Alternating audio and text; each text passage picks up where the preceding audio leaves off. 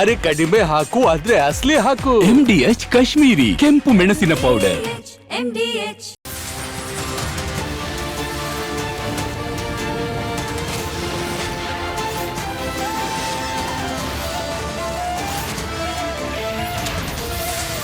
ನೀವು ನೋಡ್ತಾ ಇದ್ದೀರಾ ರಿಪಬ್ಲಿಕ್ ಕನ್ನಡ, ಇದು ನಿಮ್ಮ ಧ್ವನಿ.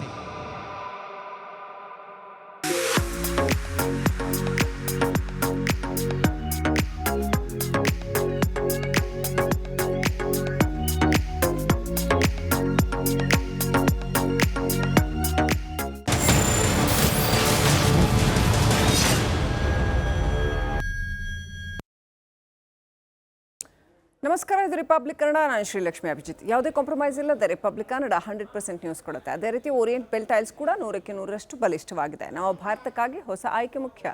ಈಗ ಹೆಡ್ಲೈನ್ಸ್. ಬುರ್ಡೆ ಮಸಲತ್ತಿನ ಅಸಲಿ ಕಹಾನಿ ರಿವೀಲ್. ಜಡ್ಜ್ ಮುಂದೆ ಷಡ್ಯಂತ್ರದ ಸತ್ಯ ತೆರೆದಿಟ್ಟ ಚಿನ್ನಯ್ಯ. ಇವತ್ತು ಮತ್ತೆ ಮಾಸ್ಕ್ ಮ್ಯಾನ್ ಹೇಳಿಕೆ ರೆಕಾರ್ಡ್. ಸುಜಾತ ಭಟ್ ಕಟ್ಟುಕತೆ ಜನ್ಮ ಜಾಲಾಟ. ಸಂಜಯನಗರ ಜಯನಗರ ಠಾಣೆಗೆ ಭೇಟಿ. ಬೆಂಗಳೂರಲ್ಲೇ ಬೀಡು ಬಿಟ್ಟ SIT ಅಧಿಕಾರಿಗಳು. ಅಕ್ರಮ ಮಾರಕಾಸ್ತ್ರ ಪ್ರಕರಣದಲ್ಲಿ ಲಾಕ್ ಆಗ್ತಾರಾ ತಿಮರೋಡಿ. ಇವತ್ತು ವಿಚಾರಣೆಗೆ ಬಾರದಿದ್ರೆ 3ನೇ ನೋಟಿಸ್. ಬುರ್ಡೆ ಗ್ಯಾಂಗ್ ಕ್ಯಾಪ್ಟನ್ ಮನೆಗೆ SIT ಭೇಟಿ. ಹಾಸಿಗೆ ದಿಂಬು ಕನವರಿಕೆಯಲ್ಲಿ ದರ್ಶನ್ ವಿಲವಿಲ. ಇಂದು ಕೋರ್ಟ್ನಿಂದ ಆದೇಶ. ದರ್ಶನ್ ಸೇರಿ 17 ಮಂದಿ ಇಂದು ಕೋರ್ಟ್ಗೆ ಹಾಜರು. ಇಹಲೋಕ ಯಾನ ಮುಗಿಸಿದ ಅಭಿಜಾತ ಸಾಹಿತಿ. ಕನ್ನಡ ಸಾರಸ್ವತ ಲೋಕದ ಭೈರಪ್ಪ ಪರ್ವಕ್ಕೆ ತೆರೆ. ರವೀಂದ್ರ ಕಲಾಕ್ಷೇತ್ರದಲ್ಲಿ ಅಂತಿಮ ದರ್ಶನ. ನಾಳೆ ಮೈಸೂರಿನಲ್ಲಿ ಅಂತ್ಯಕ್ರಿಯೆ.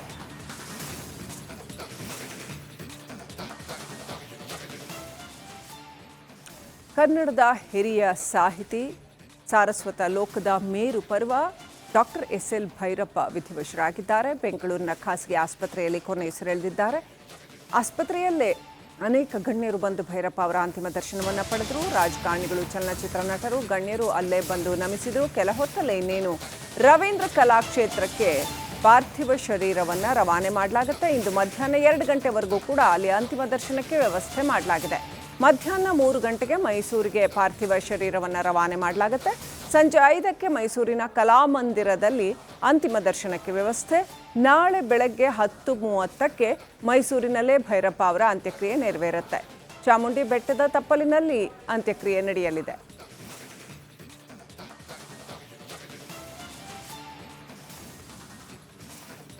ದೃಶ್ಯಗಳು, ನೇರ ಪ್ರಸಾರದ ದೃಶ್ಯಗಳು ನೀವು ನೋಡ್ತಾ ಇರೋದು. ಈ ಕ್ಷಣದ ದೃಶ್ಯಗಳು RR ನಗರದ ರಾಷ್ಟ್ರೋತ್ಥಾನ ಆಸ್ಪತ್ರೆ. ಅಲ್ಲಿಂದ ಪಾರ್ಥಿವ ಶರೀರವನ್ನು ರವೀಂದ್ರ ಕಲಾಕ್ಷೇತ್ರಕ್ಕೆ ತರೋದಕ್ಕೆ ಎಲ್ಲ ಸಿದ್ಧತೆಗಳನ್ನು ಮಾಡಿಕೊಳ್ಳಲಾಗಿದೆ. ಕೆಲವೇ ಕ್ಷಣಗಳಲ್ಲಿ ಇನ್ನೇನು ಅಲ್ಲಿಂದ ಪಾರ್ಥಿವ ಶರೀರವನ್ನು ಮೂವ್ ಮಾಡಲಾಗತ್ತೆ. ಅನೇಕ ಮಂದಿ ಗಣ್ಯರು, ಸಾಹಿತಿಗಳು, ರಾಜಕಾರಣಿಗಳು ಅನೇಕರು ಬಂದು ಅಲ್ಲೇನೆ ಭೈರಪ್ಪನವರ ಅಂತಿಮ ದರ್ಶನವನ್ನು ಪಡ್ಕೊಂಡ್ರು. ಇದೀಗ ಪಾರ್ಥಿವ ಶರೀರವನ್ನು ಮೂವ್ ಮಾಡಲಾಗತ್ತೆ. ಕೆಲವೇ ಕ್ಷಣಗಳಲ್ಲಿ ಪಾರ್ಥಿವ ಶರೀರವನ್ನು RR ನಗರದ ರಾಷ್ಟ್ರೋತ್ಥಾನ ಆಸ್ಪತ್ರೆಯಿಂದ ಈ ಕಡೆ ರವೀಂದ್ರ ಕಲಾಕ್ಷೇತ್ರಕ್ಕೆ ಕರೆತರಲಾಗುತ್ತೆ.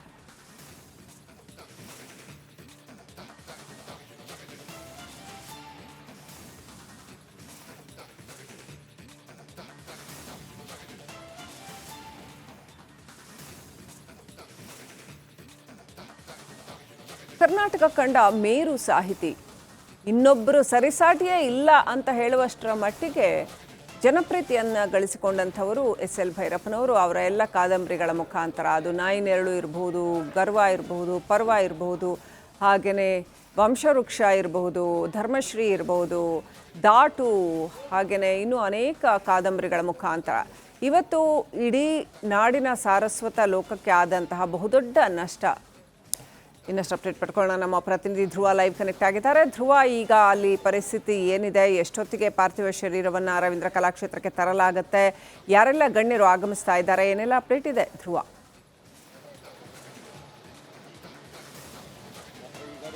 ಶ್ರೀಲಕ್ಷ್ಮಿ, ನಾನೀಗ RR ನಗರದ ರಾಷ್ಟ್ರೋತ್ಥಾನ ಆಸ್ಪತ್ರೆಯಲ್ಲಿದ್ದೀನಿ. ನೀವು ದೃಶ್ಯದಲ್ಲಿ ನೇರವಾಗಿ ನಿಮಗೆ ತೋರಿಸುವಂಥ ಕೆಲಸವನ್ನು ಮಾಡ್ತೀನಿ. ಈಗ ಸದ್ಯ ಇದೇ ಒಂದು ಆಂಬ್ಯುಲೆನ್ಸ್ನಲ್ಲಿ SL ಭೈರಪ್ಪ ಅವರ ಪಾರ್ಥಿವ ಶರೀರವನ್ನು ಇರಿಸಲಾಗಿದೆ. ಇಲ್ಲಿಂದ ನೇರವಾಗಿ ರವೀಂದ್ರ ಕಲಾಕ್ಷೇತ್ರಕ್ಕೆ ಕರ್ಕೊಂಡು ಹೋಗ್ತಾರೆ. ಈಗಾಗಲೇ ಸಾಕಷ್ಟು ಜನ ಅಭಿಮಾನಿಗಳು ಹಾಗೆ RR ನಗರ ಶಾಸಕ ಮುನಿರತ್ನವರು ಕೂಡ ಇಲ್ಲಿ ಆಗಮಿಸಿದ್ದರು. ಈಗ ಇನ್ನೇನು ಕೆಲವೇ ಕ್ಷಣಗಳಲ್ಲಿ ಇಲ್ಲಿಂದ ಹೊರಡುವಂತಹ ಪಾರ್ಥಿವ ಶರೀರ ನೇರವಾಗಿ ಏನು KR ಮಾರ್ಕೆಟ್ ಮಾರ್ಗವಾಗಿ ನೇರವಾಗಿ ರವೀಂದ್ರ ಕಲಾಕ್ಷೇತ್ರಕ್ಕೆ ಹೋಗುತ್ತೆ. ಅಲ್ಲಿ ಅವರ ಒಂದು ಅಂತಿಮ ದರ್ಶನಕ್ಕೆ ವ್ಯವಸ್ಥೆಯನ್ನು ಕೂಡ ಮಾಡುವಂತಹ ಕೆಲಸವನ್ನ ಮಾಡ್ಕೊಂಡಿದ್ದಾರೆ. ಈಗಾಗಲೇ ರವೀಂದ್ರ ಕಲಾಕ್ಷೇತ್ರದಲ್ಲಿ ಎಲ್ಲ ಸಿದ್ಧತೆ ಕೂಡ ನಡೆದಿದೆ. ಸಾಕಷ್ಟು ಜನ ಅಭಿಮಾನಿಗಳು ಇಲ್ಲಿ ನೆರೆದಿರುವಂತಹ ಅಭಿಮಾನಿಗಳು ಅವರಿಗೆ ಒಂದು ಜೈಕಾರವನ್ನು ಕೂಡ ಕೂಗ್ತಾ ಇದ್ದಾರೆ. ನೀವು ನೋಡ್ತಾ ಇರ್ಬೋದು. ಇನ್ನೇನು ರವೀಂದ್ರ ಕಲಾಕ್ಷೇತ್ರಕ್ಕೆ ಹೋದ ನಂತರ ಅಲ್ಲಿ VVIP ಇರ್ಬೋದು, ಹಾಗೆ VIPಗಳ ಮೂವ್ಮೆಂಟ್ ಕೂಡ ಇರುತ್ತೆ. ಅವರೆಲ್ಲರಿಗೂ ಕೂಡ ಅಲ್ಲಿ ಅಂತಿಮ ದರ್ಶನಕ್ಕೆ ವ್ಯವಸ್ಥೆಯನ್ನು ಕೂಡ ಕಲ್ಪಿಸಲಾಗಿದೆ. ಈಗಾಗಲೇ ಸಾಕಷ್ಟು ಭದ್ರತೆಯನ್ನು ಕೂಡ ಪೊಲೀಸರು ಕೈಗೊಂಡಿದ್ದಾರೆ. ಇನ್ನೇನು 20 ರಿಂದ 30 ನಿಮಿಷದೊಳಗೆ ರವೀಂದ್ರ ಕಲಾಕ್ಷೇತ್ರಕ್ಕೆ ಪಾರ್ಥಿವ ಶರೀರ ತಲುಪುತ್ತೆ. ಅದಾದ ನಂತರ ಅಲ್ಲಿ CM Siddaramaiah ಆದಿಯಾಗಿ DCM DK Shivakumar ಇರ್ಬೋದು, ಹಾಗೆ ಕಾಂಗ್ರೆಸ್ BJPಯ ಪ್ರಮುಖ ನಾಯಕರು ಬರ್ತಾರೆ, ಚಿತ್ರರಂಗದ ಗಣ್ಯರು ಬರ್ತಾರೆ, ಹಾಗೆ ಸಾಹಿತ್ಯ ಲೋಕದಲ್ಲಿ ಸಾಕಷ್ಟು ಹೆಸರು ಮಾಡಿರುವಂತಹವರು ಕೂಡ ಬರ್ತಾರೆ. ಅವರ ಅಭಿಮಾನಿಗಳು ಕೂಡ ಬಂದು ಅವರ ಅಂತಿಮ ದರ್ಶನವನ್ನು ಪಡೆದುಕೊಳ್ಳುವಂತಹ ಕೆಲಸವನ್ನು ಮಾಡ್ತಾರೆ. ಮಧ್ಯಾಹ್ನ 1 ಗಂಟೆಗೆ ಆ ಮೃತದೇಹವನ್ನು ಮೈಸೂರಿಗೆ ಶಿಫ್ಟ್ ಮಾಡಲಿಕ್ಕೂ ಕೂಡ ಸಿದ್ಧತೆಯನ್ನು ನಡೆಸ್ಕೊಂಡಿದ್ದಾರೆ. ಶ್ರೀಲಕ್ಷ್ಮಿ, ರೈಟ್. ಇನ್ನು ಯಾರೆಲ್ಲ ಗಣ್ಯರು ಆಗಮಿಸಿದ್ರು ಇಲ್ಲಿ RR ನಗರ ರಾಷ್ಟ್ರೋತ್ಥಾನ ಆಸ್ಪತ್ರೆಯ ಬಳಿ? ಯಾರೆಲ್ಲ ಗಣ್ಯರು ಆಗಮಿಸಿದ್ರು, ಯಾರೆಲ್ಲ ಮಾತನಾಡಿದ್ರು, ಏನೆಲ್ಲ ಹೇಳಿದ್ರು? ಭೈರಪ್ಪನವರನ್ನ ಯಾವ ರೀತಿಯಲ್ಲಿ ಜನಮಾನಸ ಮತ್ತು ಕನ್ನಡ ಸಾರಸ್ವತ ಲೋಕ ನೆನೆಸಿಕೊಳ್ತಾ ಇದೆ? ಧ್ರುವ.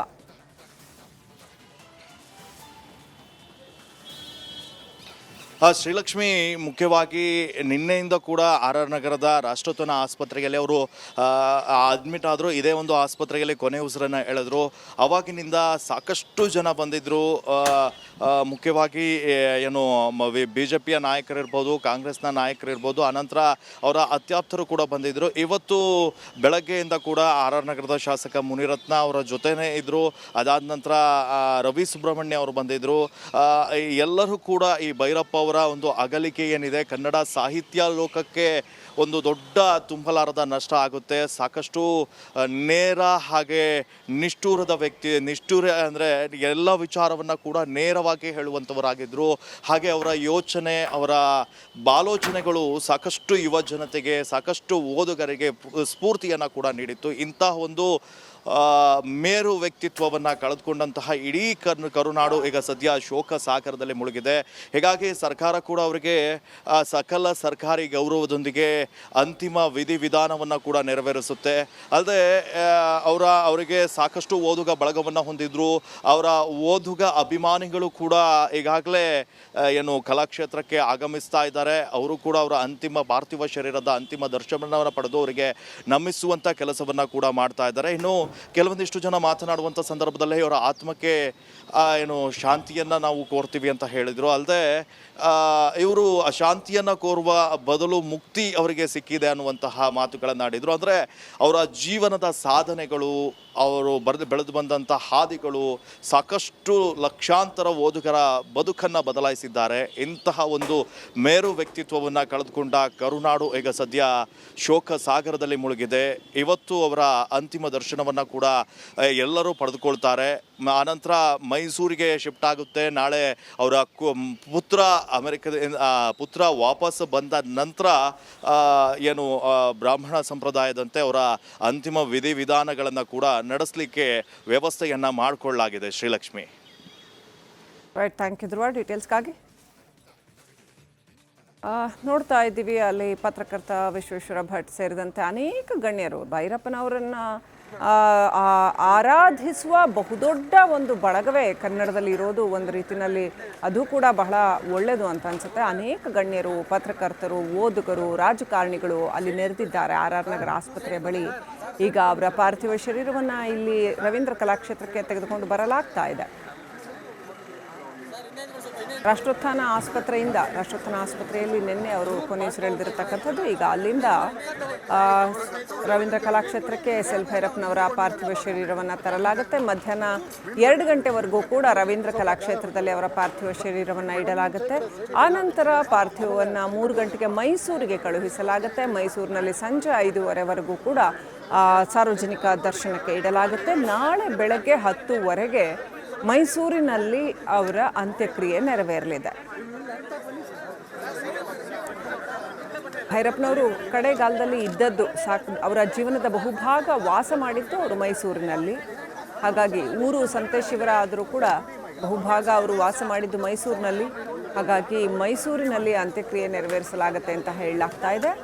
ಸಂತೇಶಿವರದಲ್ಲೇ ಮಣ್ಣಾಗಬೇಕು ಅನ್ನುವ ಅವರ ಬಯಕೆ ಇದ್ದರೂ ಕೂಡ ಅನಿವಾರ್ಯ ಕಾರಣಗಳಿಂದಾಗಿ ಮೈಸೂರಿನಲ್ಲೇ ಅಂತ್ಯಕ್ರಿಯೆ ನೆರವೇರಿಸಲಾಗ್ತಾ ಇದೆ. ಸಂತೇಶಿವರದ ಕೆರೆಯಲ್ಲಿ ಅವರ ಅಸ್ಥಿ ವಿಸರ್ಜನೆ ಮಾಡಲಾಗುತ್ತೆ ಅಂತ ಹೇಳಲಾಗ್ತಾ ಇದೆ. ತಮ್ಮ ಸ್ಪಷ್ಟ ನಿಲುವು, ಅಮೋಘವಾದ ಆಳವಾದ ಕಾದಂಬರಿಗಳು, ಆ ಬರಹದ ಹಿಂದಿರುವ ಅತ್ಯಮೋಘವಾದ ಸಂಶೋಧನೆ. ಎಸ್.ಎಲ್. ಭೈರಪ್ಪನವರು ಕೇವಲ ಒಬ್ಬ ಸಾಹಿತಿ ಅಥವಾ ಬರಹಗಾರ ಮಾತ್ರವಲ್ಲ, ಕೇವಲ ಮನರಂಜನೆಗಾಗಿ ಬರೆದಿದ್ದಲ್ಲ. ಅವರ ಪ್ರತಿ ಕಾದಂಬರಿಯಲ್ಲೂ ಕೂಡ ಆಳವಾದ ಒಳನೋಟ, ಒಂದು ತತ್ವ ದರ್ಶನ ಇರುವಂತಹ ಕಾದಂಬರಿಗಳು. ಹಾಗಾಗಿ ಆ ಕಾದಂಬರಿಗಳು ಇಷ್ಟು ವರ್ಷ ಕಾಲ ಜನಮಾನಸದಲ್ಲಿ, ಇನ್ನೂ ಮುಂಬರಲಿರುವ ಅನೇಕ ಶತಮಾನಗಳವರೆಗೂ ಜನಮಾನಸದಲ್ಲಿ ಖಂಡಿತವಾಗಿಯೂ ಚಿರಸ್ಥಾಯಿಯಾಗಿ ನಿಲ್ಲುವಂತಹ ಬರವಣಿಗೆ. ಅದು ಕೇವಲ ಮನೋರಂಜನೆಗೋ ಅಥವಾ ಕೇವಲ ಓದಿನ ಖುಷಿಗಾಗಿಯೋ ಅಥವಾ ಕೇವಲ ಜೀವನದ ಒಳನೋಟಗಳನ್ನು ತೆರೆದು ತೋರಿಸುವುದಕ್ಕಾಗಿ ಅಷ್ಟೇ ಬರೆದಿರ್ತಕ್ಕಂಥ ಒಂದು ಸೂಪರ್ಫಿಷಿಯಲ್ ಆದಂಥ ಬರವಣಿಗೆ ಅಲ್ಲವೇ ಅಲ್ಲ. ಬದಲಾಗಿ ಅದರಲ್ಲೊಂದು ಆಳವಾದ ತತ್ವಜ್ಞಾನ, ದಾರ್ಶನಿಕತೆ ಮತ್ತು ಸಂಶೋಧನೆ, ವಸ್ತುಸ್ಥಿತಿ, ಇತಿಹಾಸ ಇವೆಲ್ಲವೂ ಇದ್ದಂತಹ ಅತ್ಯಪರೂಪದ ಬರವಣಿಗೆ ಎಸ್.ಎಲ್. ಭೈರಪ್ಪನವರ ಬರವಣಿಗೆ. ಅದಕ್ಕೊಂದು ಬಹುದೊಡ್ಡ ಗಟ್ಟಿತನ ಲಭಿಸಿದ್ದು ಈ ಕಾರಣಗಳಿಗಾಗಿ. ಅವರ ಸಂಶೋಧನೆ ಅಷ್ಟು ಗಟ್ಟಿಯಾಗಿರ್ತಾ ಇತ್ತು ಮತ್ತು ಅವರು ಕಟ್ಟಿಕೊಡ್ತಾ ಇದ್ದಂತಹ ದಾರ್ಶನಿಕ ಒಳನೋಟ ಏನಿರ್ತಾ ಇತ್ತಲ್ಲ ಕಾದಂಬರಿಯಲ್ಲಿ, ಅದು ಅಷ್ಟು ಗಟ್ಟಿಯಾಗಿರ್ತಾ ಇತ್ತು. ಹಾಗಾಗಿ ಈ ಕಾರಣಕ್ಕಾಗಿ ಅವರ ಕಾದಂಬರಿಗಳು, ಅದು ಧರ್ಮಶ್ರೀ ಇರಬಹುದು, ಪರ್ವ ಇರಬಹುದು, ಸಾರ್ಥ ಇರಬಹುದು, ಅಥವಾ ಆನಂತರ ಇತ್ತೀಚೆಗೆ ಬಂದು ಸಾಕಷ್ಟು ಸುದ್ದಿ ಎರಡನ್ನೂ ಮಾಡಿದಂತಹ ಆವರಣ ಇರಬಹುದು, ಆ ಎಲ್ಲ ಕಾದಂಬರಿಗಳು, ಆಮೇಲೆ ಸಂಗೀತದ ಕುರಿತಾಗಿ ಹಿಂದೂಸ್ತಾನಿ ಸಂಗೀತದ ಆಳವಾದ ಅನುಭವವುಳ್ಳಂತಹ ಮಂದ್ರ ಇರಬಹುದು, ಹೀಗೆ ಅನೇಕ ಕಾದಂಬರಿಗಳು ಅವುಗಳು ಚಿರಸ್ಥಾಯಿಯಾಗಿ ಉಳಿಯುವುದೇ ಅವುಗಳ ಗಟ್ಟಿತನ ಮತ್ತು ಅವುಗಳ ಆ ಸ್ಟ್ರೆಂತ್ ಏನಿದೆಯಲ್ಲ ಆ ಕಾರಣಕ್ಕಾಗಿ, ಮತ್ತು ಸಂಶೋಧನೆ, ಅದರಲ್ಲಿ ಅವರು ಕಟ್ಟಿಕೊಟ್ಟಿರ್ತಕ್ಕಂಥ ಸತ್ಯ, ಈ ಕಾರಣಗಳಿಗಾಗಿ ಅವು ಜನಮಾನಸದಲ್ಲಿ ಉಳಿಯುತ್ತವೆ.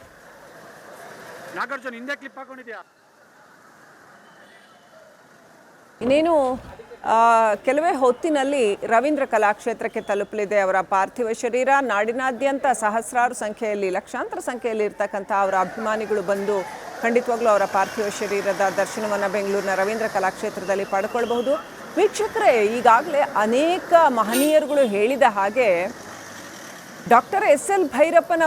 ಅವರು ಬದುಕಿದ್ದ ಕಾಲದಲ್ಲಿ ನಾವು ಬದುಕಿದ್ದೆವು, ಅವರನ್ನು ನೋಡಿ ಕಣ್ತುಂಬಿಕೊಂಡೆವು ಅನ್ನುವಂಥದ್ದೇನೆ ಒಂದು ಬಹಳ ಸಂತೋಷದ ವಿಚಾರ, ಬಹಳ ಹೆಮ್ಮೆಯ ವಿಚಾರ, ಈ ಪೀಳಿಗೆಗೆ ಬಹಳ ಹೆಮ್ಮೆಯ ವಿಚಾರ ಅಂತ ಹೇಳಬಹುದಾದಂತಹ ಒಬ್ಬ ಬರಹಗಾರ ಅವರು. ಈ ಹಿಂದಿನ ತಲೆಮಾರಿನಲ್ಲಿ ನಾವು ಯಾವ ಪೂತಿನ, ಡಿ.ವಿ. ಗುಂಡಪ್ಪ ಇವ್ರನ್ನೆಲ್ಲ ನೆನೆಸ್ಕೊಳ್ತೇವೋ ಆ ತಲೆಮಾರಿನ ದಾರ್ಶನಿಕತೆಯ ಮುಂದುವರಿದ ಭಾಗವಾಗಿ ನಾವು ಖಂಡಿತವಾಗ್ಲೂ ಎಸ್.ಎಲ್. ಭೈರಪ್ಪನವ್ರನ್ನ ನೋಡಬಹುದು ಅಂತ ಅನ್ಸುತ್ತೆ. ಅಂಥ ಒಬ್ಬ ಅಪರೂಪದ ಬರಹಗಾರ ಡಾಕ್ಟರ್ ಎಸ್.ಎಲ್. ಭೈರಪ್ಪನವರು. ಸರ್ಕಾರದ ಸೂಚನೆಯಂತೆ ಜಿಲ್ಲಾಡಳಿತ ಮತ್ತು ಕನ್ನಡ ಸಂಸ್ಕೃತಿ ಇಲಾಖೆಯ ವತಿಯಿಂದ ಎಸ್.ಎಲ್. ಭೈರಪ್ಪ ಸಾಹೇಬ್ರೇನು ಮರಣ ಹೊಂದಿದ್ದಾರೆ, ಅವರ ಪಾರ್ಥಿವ ಶರೀರವನ್ನು ಕಲಾಕ್ಷೇತ್ರದಲ್ಲಿ ಇಡಲಿಕ್ಕೆ ರಾತ್ರಿ ಇಡೀ ವ್ಯವಸ್ಥೆಯನ್ನು ಮಾಡಿದ್ದೀವಿ. ಭಾಳ ಮುಖ್ಯವಾಗಿ ಅಭಿಮಾನಿಗಳು ಹೆಚ್ಚಿನ ಸಂಖ್ಯೆಯಲ್ಲಿ ಸೇರಿದರೆ ಯಾರಿಗೂ ಸಹ ತೊಂದರೆ ಆಗಬಾರ್ದು.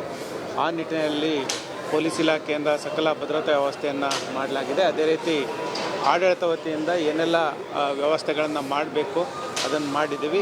ಈಗ 8 ಗಂಟೆಗೆ ಆಸ್ಪತ್ರೆಯಿಂದ ಪಾರ್ಥಿವ ಶರೀರ ಇಲ್ಲಿ ಕಲಾಮಂದಿರದ ಹತ್ರ ಬರುತ್ತೆ. ಬಂದ ನಂತರ ನಾವು ಇಲ್ಲಿ ಇಡಲಿಕ್ಕೆ ದರ್ಶನಕ್ಕೆ, ಸಾರ್ವಜನಿಕ ದರ್ಶನ. ಪ್ರತಿಯೊಬ್ಬ ಕನ್ನಡಾಭಿಮಾನಿಗೆ ಬಹಳ ಒಂದು ದುಃಖದ ಸಂದರ್ಭ. ವಿಶೇಷವಾಗಿ ಕನ್ನಡಕ್ಕೆ ತಮ್ಮದೇ ಆದಂತಹ ಕೊಡುಗೆಯನ್ನು ಸಾಹಿತ್ಯ ಕ್ಷೇತ್ರದಲ್ಲಿ ಕೊಟ್ಟಂತಹ ಡಾಕ್ಟರ್ ಎಸ್.ಎಲ್. ಭೈರಪ್ಪನವರು ನಮ್ಮೆಲ್ಲರನ್ನ ಅಗಲಿದ್ದಾರೆ. ಸಾಹಿತ್ಯ ಕ್ಷೇತ್ರದಲ್ಲಿ ಸಾಕಷ್ಟು ಕೃಷಿಯನ್ನು ಮಾಡಿ ಒಬ್ಬ ಅಧ್ಯಾಪಕರಾಗಿ ಪ್ರಾಧ್ಯಾಪಕರಾಗಿ ಸೇವೆಯನ್ನು ಸಲ್ಲಿಸುವುದರ ಜೊತೆಯಲ್ಲಿ ಈಗಳಿಗೆ ಸಿಕ್ಕಾಪಟ್ಟೆ ಇಂಪಾರ್ಟೆಂಟ್ ಆಗಿದೆ. ಯಾಕಂದರೆ ಅವ್ರ ಜೊತೆ ನಾವು ಅವ್ರನ್ನ ಸಾಕಷ್ಟು ಸಲ ನಾವು ಭೇಟಿ ಮಾಡಿದ್ವಿ. ಆಮೇಲೆ ಅವ್ರನ್ನ ಆದರೆ ಅವರು ಇಷ್ಟು ಬೇಗ ತೀರ್ಕೊಳ್ತಾರೆ ಅನ್ನೋದು ನಮ್ಗೊಂಥರ ಶಾಕ್ ಆಗಿ ಬಂತು ನೆನ್ನೆ ದಿನ. ಅದಕ್ಕೆ ಅವರ ಪಾರ್ಥಿವ ಶರೀರವನ್ನಾಗೆ ನಮನ ಮಾಡಿಬಿಟ್ಟು ಹೋಗೋಣ ಅಂತಲೇ ಬಂದಿರೋದಿಲ್ಲಿ. ಅಷ್ಟೇ, ಇನ್ನೇನು ಮಾತಾಡೋಕ್ಕೆ ಕಷ್ಟ ಆಗ್ತಾಯಿದೆ. ತುಂಬ ಭಾವುಕನಾಗಿದ್ದೀನಿ. ಅತ್ಯಂತ ದೊಡ್ಡ ವ್ಯಕ್ತಿಯವರು. ರೈಟ್.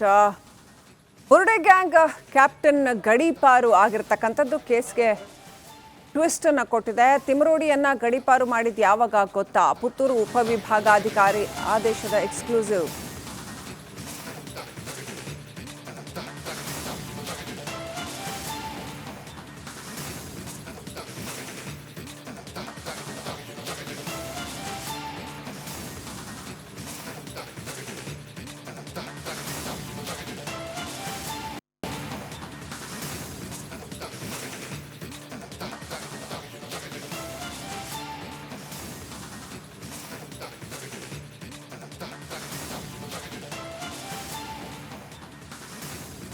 ಸೌಜನ್ಯ ಕೇಸ್ಗೆ ಸಂಬಂಧಪಟ್ಟಂತೆ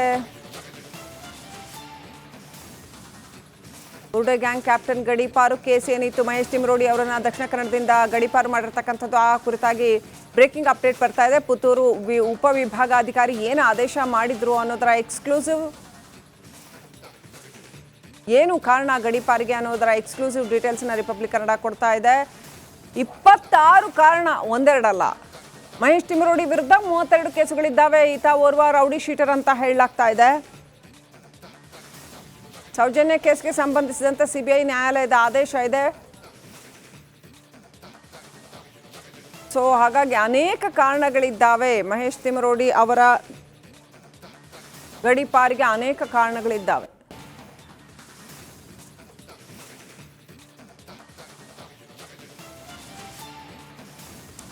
ಮಹೇಶ್ ಶೆಟ್ಟಿ ತಿಮರೋಡಿ ಗಡೀಪಾರಿಗೆ ಸಾಲು ಕಾರಣಗಳನ್ನು ಕೊಟ್ಟಿದೆ ಖಾಕಿ. ಯಾಕೆ ಗಡೀಪಾರು ಮಾಡಿದ್ವಿ ಅಂತ ಬಂಟ್ವಾಳ ಪೊಲೀಸ್ ಉಪಾಧೀಕ್ಷಕರ ಉಲ್ಲೇಖದಲ್ಲಿ ಇವೆಲ್ಲವೂ ಕೂಡ ಪ್ರಸ್ತಾಪಿತವಾಗಿದೆ. 26 ಹಳೆ ಕೇಸ್ಗಳು, ಬುರ್ಡೆ ವಿಚಾರದಲ್ಲಿ ಹೊಸದಾಗಿ 5 ಕೇಸ್ಗಳು ದಾಖಲಾಗಿದೆ. ಹೀಗಾಗಿ ಬೆಳ್ತಂಗಡಿ ಠಾಣಾ ವ್ಯಾಪ್ತಿಯಲ್ಲಿ ಸಾರ್ವಜನಿಕ ಶಾಂತಿ ಭಂಗವಾಗತ್ತೆ. ಹಾಗಾಗಿ ಸಾಮಾಜಿಕ ಸಾಮರಸ್ಯಕ್ಕೆ ತೊಡಕು ಉಂಟು ಮಾಡುವ ಸಾಧ್ಯತೆ ಇದೆ ಅಂತ ಹೇಳಲಾಗಿದೆ. ರಾಯಚೂರಿನ ಮಾನ್ವಿ ಪೊಲೀಸ್ ಠಾಣಾ ಸರಹದ್ದಿಗೆ ಅವರನ್ನು ಗಡೀಪಾರು ಮಾಡಲಾಗಿದೆ. ಅಲ್ಲಿವರೆಗೂ ಅದ್ರ ಒಳಗಡೆ ಅವ್ರು ಬರಂಗಿಲ್ಲ. ಪೊಲೀಸರು ಖುದ್ದು ಹೋಗಿ ಆದೇಶವನ್ನು ಓದಿ ಹೇಳಿ ಆದೇಶವನ್ನು ಜಾರಿ ಮಾಡಬೇಕು, ಪಾಲನೆ ಮಾಡಬೇಕು, ಮಾಡದೇ ಇದ್ದಲ್ಲಿ ದಸ್ತಗಿರಿ ಮಾಡೋದಕ್ಕೆ ಸೂಚನೆ ಇದೆ ಅಂತ ಹೇಳಿದ್ದಾರೆ. ಗಡೀಪಾರು ಆದೇಶ ರಿಪಬ್ಲಿಕ್ ಕನ್ನಡದಲ್ಲಿ ಅದರ ಎಕ್ಸ್ಕ್ಲೂಸಿವ್ ಪ್ರತಿ ಲಭ್ಯವಾಗಿದೆ. 7 ದಿನಕ್ಕೊಮ್ಮೆ ಮಾನ್ವಿ ಪೊಲೀಸ್ ಠಾಣೆಗೆ ಹಾಜರಾಗಬೇಕು. ಅವರು ಅಲ್ಲಿ ಮಾನ್ವಿ ಪೊಲೀಸ್ ಸ್ಟೇಷನ್ಗೆ ಬಂದು ಸೈನ್ ಮಾಡಬೇಕು. ಆ ಗಡಿ ದಾಟಿ ಈಚೆ ಒಳಗಡೆ ಬರೋ ಹಾಗಿಲ್ಲ.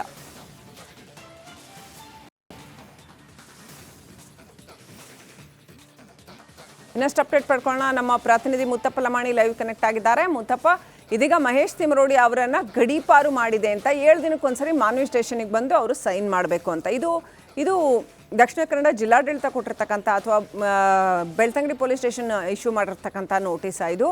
ಜೊತೆಗೆ SIT ವಿಚಾರಣೆಗೆ ಈಗ ಮಹೇಶ್ ತಿಮರೋಡಿ ಅವ್ರನ್ನ ಕರಿಬೇಕು ಅಂತಂದರೆ ಹೇಗೆ? ಆಮೇಲೆ ಆರ್ಮ್ಸ್ ಆ್ಯಕ್ಟ್ ಅಂಡರಲ್ಲಿ ಅರೆಸ್ಟ್ ಆಗ್ತಾರೆ ಅಂತ 3-4 ದಿನದಿಂದ ಗೆಸ್ ವರ್ಕ್ ನಡೀತಾ ಇದೆಯಾ ಹೊರತು ಆರ್ಮ್ಸ್ ಆ್ಯಕ್ಟ್ ಅಡಿಯಲ್ಲಿ ನೋಟಿಸ್ ಮೇಲೆ ನೋಟಿಸ್ ಅಷ್ಟೇ ಕೊಡ್ತಾ ಇದ್ದಾರೆ, ಕ್ರಮ ಯಾಕಿಲ್ಲ?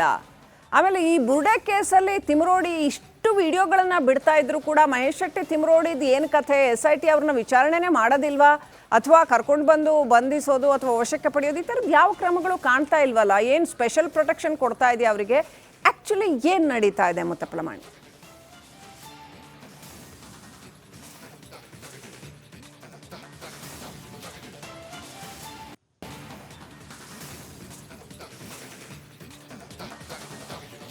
ಶ್ರೀಲಕ್ಷ್ಮಿ, ಈಗ ಮಹೇಶ್ ಶೆಟ್ಟಿ ತಿಮ್ರೋಡಿ ಅವರನ್ನ ದಕ್ಷಿಣ ಕನ್ನಡ ಜಿಲ್ಲೆಯಿಂದ ಗಡಿಪಾರು ಮಾಡಿ ಈ ಪುತ್ತೂರು ತಾಲೂಕಿನ ಉಪವಿಭಾಗದ ಅಧಿಕಾರಿಗಳು ಈಗ ಆದೇಶವನ್ನು ಹೊರಡಿಸಿರುವಂಥದ್ದು.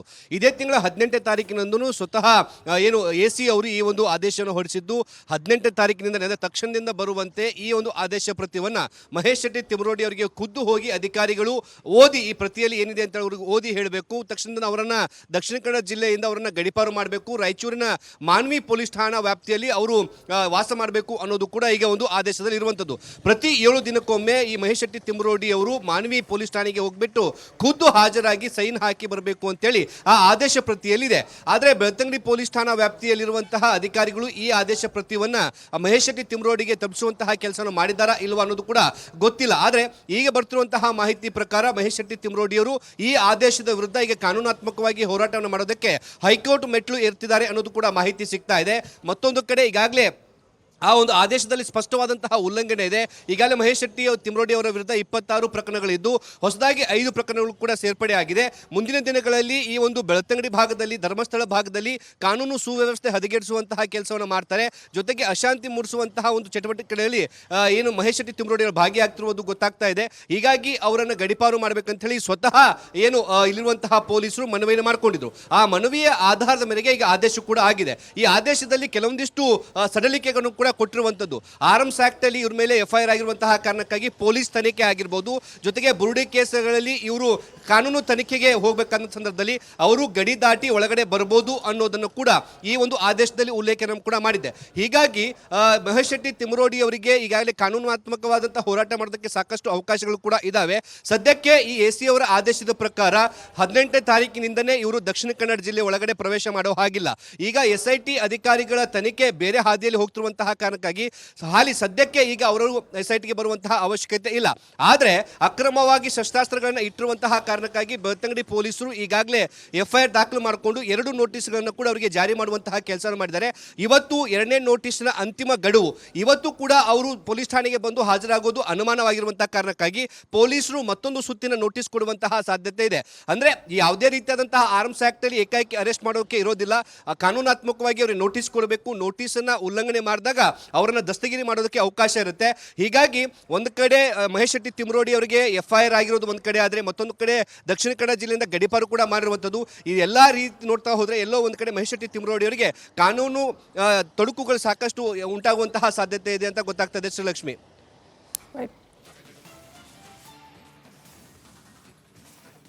ದಯವಿಟ್ಟಾಗಿ ಸಂಪರ್ಕದಲ್ಲಿರಿ ಮುತ್ತಪ್ಪ. ತಿಮ್ರೋಡಿ ಮನೆಯಲ್ಲಿ ಶಸ್ತ್ರಾಸ್ತ್ರ ಪತ್ತೆ ಕೇಸ್ಗೆ ಟ್ವಿಸ್ಟ್. ಇವತ್ತು ವಿಚಾರಣೆಗೆ ಹಾಜರಾಗದೇ ಇದ್ರೆ ಮತ್ತೊಂದು ನೋಟಿಸ್ ಕೊಡ್ತಾರೆ. ಈಗಾಗಲೇ 2 ಸರಿ ನೋಟಿಸ್ ಕೊಟ್ಟಿದ್ದಾರೆ ಪೊಲೀಸರು. ಬೆಳ್ತಂಗಡಿ ಠಾಣೆಗೆ ವಿಚಾರಣೆಗೆ ಹಾಜರಾಗುವಂತೆ ನೋಟಿಸ್. ಇಂದು ಸಹ ವಿಚಾರಣೆಯಿಂದ ತಪ್ಪಿಸಿಕೊಳ್ತಾರಾ ಮಹೇಶ್ ಶೆಟ್ಟಿ ತಿಮ್ರೋಡಿ? ನಿರೀಕ್ಷಣಾ ಜಾಮೀನಿಗೆ ಅರ್ಜಿ ಸಲ್ಲಿಸಿದಾರಂತೆ. ಸೆಪ್ಟೆಂಬರ್ 27ನೇ ತಾರೀಕು ನಿರೀಕ್ಷಣಾ ಜಾಮೀನಿನ ಅರ್ಜಿಯ ವಿಚಾರಣೆ ಇದೆ. ಹೀಗಾಗಿ ಇವತ್ತು ವಿಚಾರಣೆಗೆ ಹಾಜರಾಗೋದು ಡೌಟ್. ವಿಚಾರಣೆಗೆ ಬಂದರೆ ಅರೆಸ್ಟ್ ಮಾಡಿಬಿಡ್ತಾರೆ ಅಂತ ತಲೆಮರೆಸಿಕೊಂಡಿದ್ದಾರಾ ಮಹೇಶ್ ಶೆಟ್ಟಿ ತಿಮ್ರೋಡಿ? ಅವ್ರ ಮನೆಗೆ ಹೋಗಿ ಪೊಲೀಸರು ನೋಟಿಸ್ ಅಂಟಿಸಿ ಬಂದಿದ್ದಾರೆ.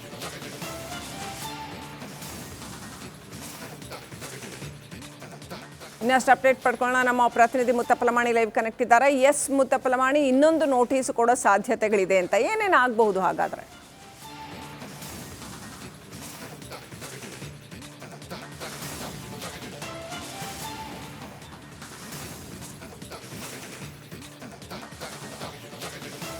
ಶ್ರೀಲಕ್ಷ್ಮಿ, ಈಗಾಗಲೇ ಸೌಜನ್ಯ ಕೇಸನ್ನ ಮತ್ತೊಂದು ಹಂತದಲ್ಲಿ ಈ ಒಂದು ಕಾನೂನು ಹೋರಾಟ ಮಾಡೋದಕ್ಕೆ ಈಗಾಗಲೇ ಮಹೇಶ್ ಶೆಟ್ಟಿ ತಿಮ್ರೋಡಿ ಅವರ ಟೀಮ್ ಸಿದ್ಧತೆಯನ್ನು ಮಾಡಿಕೊಳ್ತಾ ಇದೆ. ಮತ್ತೊಂದು ಕಡೆ ಅವರ ಮನೆಯಲ್ಲಿ ಅಕ್ರಮವಾಗಿ ಶಸ್ತ್ರಾಸ್ತ್ರಗಳನ್ನು ಇಟ್ಟಿರುವಂತಹ ಕಾರಣಕ್ಕಾಗಿ ಬೆಳ್ತಂಗಡಿ ಪೊಲೀಸರು ಈ ಒಂದು ಏನು ಆರ್ಮ್ಸ್ ಆಕ್ಟ್ ಅಲ್ಲಿ ಅವರ ವಿರುದ್ಧ FIR ಕೂಡ ದಾಖಲು ಮಾಡಿಕೊಂಡಿದ್ದಾರೆ.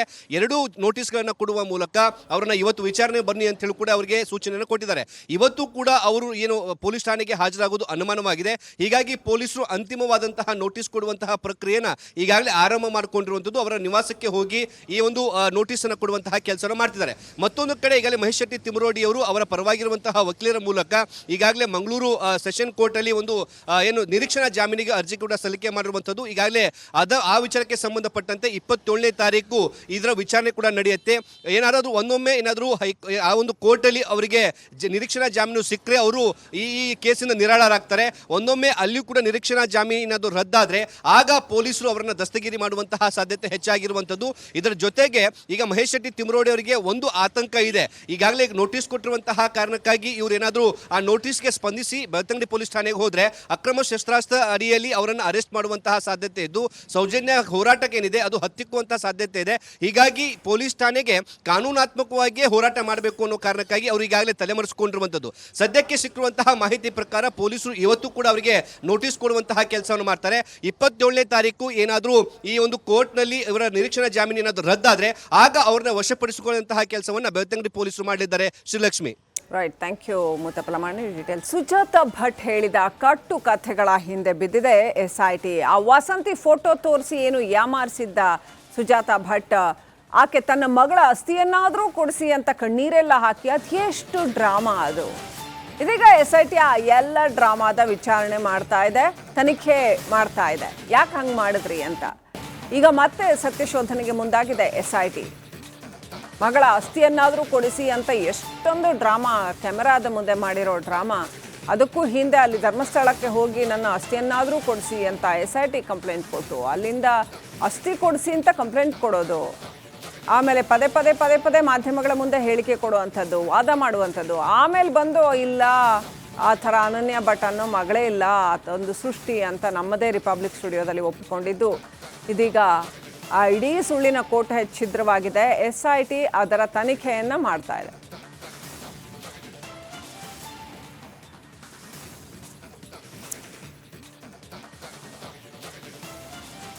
ಬೆಂಗಳೂರಿನಲ್ಲಿ ತನಿಖೆ ನಡೆಸ್ತಾ ಇದೆ SIT.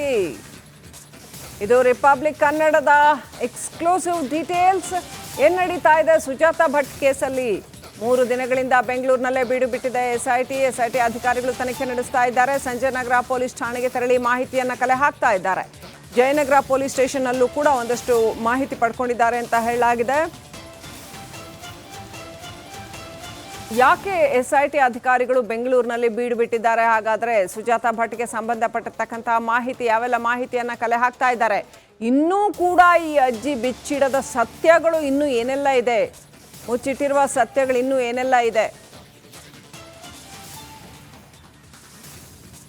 ಸುಜಾತಾ ಭಟ್ ಹೇಳಿಕೆಯನ್ನು SIT ದಾಖಲಿಸಿಕೊಂಡಿತ್ತು. ಹೇಳಿಕೆ ಸಂದರ್ಭದಲ್ಲಿ ಸಾಕಷ್ಟು ಗೊಂದಲಮಯ ಮಾಹಿತಿ ಇತ್ತು. ಹಾಗಾಗಿ ಬೆಂಗಳೂರಿನಲ್ಲಿ SIT ತನಿಖೆಯನ್ನು ನಡೆಸ್ತಾ ಇದೆ. ವಸಂತಿ ಮಿಸ್ಸಿಂಗ್ ಕೇಸನ್ನು ದಾಖಲಿಸಿಕೊಂಡಿದ್ದವರ ವಿಚಾರಣೆ ನಡೀತಾ ಇದೆ. ಸಂಜಯ್ ನಗರ ಪೊಲೀಸ್ ಠಾಣೆ ಸಿಬ್ಬಂದಿ ವಿಚಾರಣೆ ನಡೆಸ್ತಾ ಇದ್ದಾರೆ. ರಘುರಾಮ್ ಮಗಳ ಹೇಳಿಕೆಯನ್ನು ಕೂಡ SIT ದಾಖಲಿಸಿಕೊಂಡಿದೆ. ಜಯನಗರ ಪೊಲೀಸ್ ಠಾಣೆಯಲ್ಲಿ ಹೇಳಿಕೆಗಳು ದಾಖಲಾಗಿದೆ.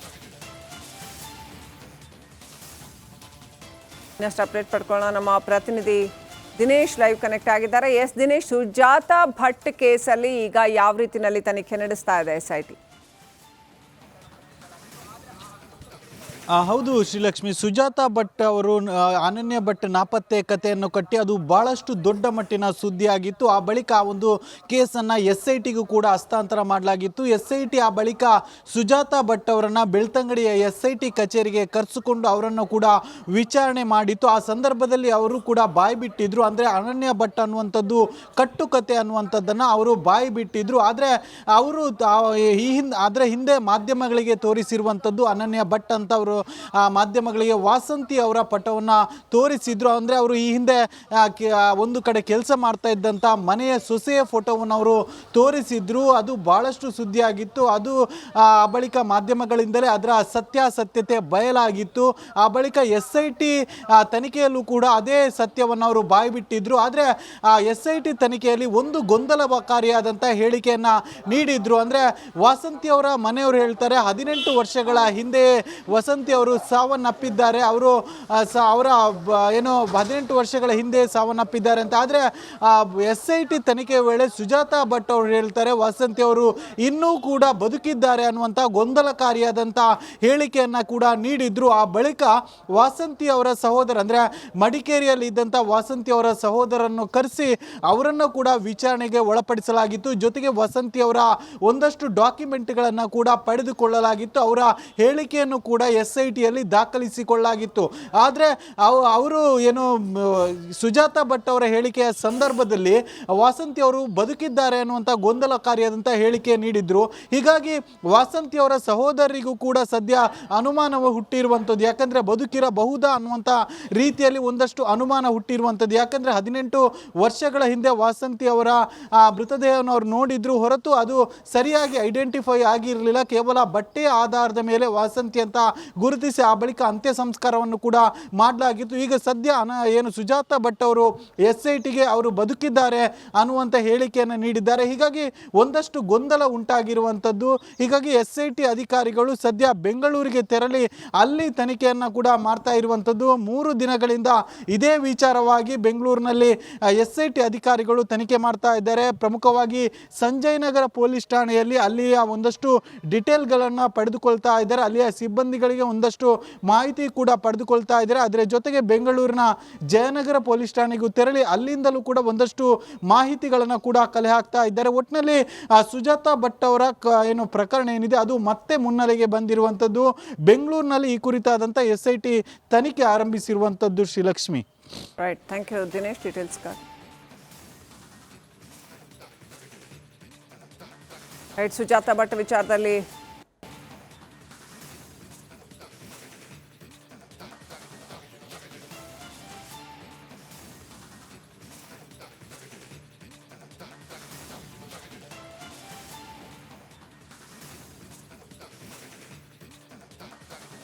ಸುಜಾತಾ ಭಟ್ ಏನೆಲ್ಲ ಸುಳ್ಳುಗಳನ್ನು ಹೇಳಿದ್ರು ಆ ಎಲ್ಲ ಆಯಾಮಗಳಲ್ಲಿ ಈಗ